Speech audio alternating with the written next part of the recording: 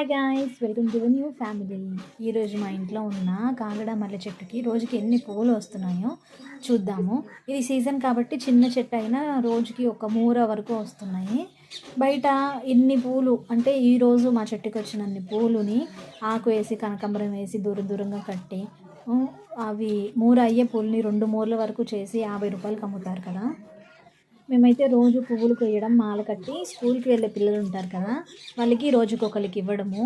ఎందుకంటే నార్మల్గానే ఇంట్లో ఉంటే పూలు పెట్టుకోము, ఏదైనా ఫంక్షన్స్ ఉంటే తప్ప. కనకాంబరాలు కూడా చాలా వెరైటీస్ ఉంటాయి. ఇవి సౌందర్య కనకాంబరాల చెట్లు. నెక్స్ట్ వీడియోలో మా ఇంట్లో ఎన్ని వెరైటీస్ ఆఫ్ కనకాంబరాలు ఉన్నాయో చూపిస్తాను. ఇప్పుడు మాల కట్టడం కోసం నేనైతే నాటు కనకాంబరాలు కోసాను. ఈ కాగడ మల్లె చెట్టుకి ఏంటంటే దాని రూట్స్ ఎంత దూరం పోతాయో భూమిలో అంతవరకు మొక్కలు వస్తూనే ఉంటాయంట. అలా మాకు ఇంకా 2 మొక్కలు వచ్చాయి. ఒకటేమో బయట వేసాము, ఇంకొకటి దాన్ని ఇంకా తీయలేదు. ఒక మూర కంటే ఎక్కువనే ఉన్నాయి. ఇంకా నెక్స్ట్ డే ఫ్లవర్స్ కూడా నేను యాడ్ చేశాను వీడియో. ఇచ్చుకున్న పూల వరకే కోస్తే ఇన్ని అయ్యాయి. మా పాప ఏడుస్తుంది. ఓకే, మీ ఇంట్లో ఏ పువ్వు చెట్లు ఉన్నాయో కామెంట్ చేయండి. వీడియో నచ్చితే లైక్ అండ్ సబ్స్క్రైబ్ చేసుకోండి.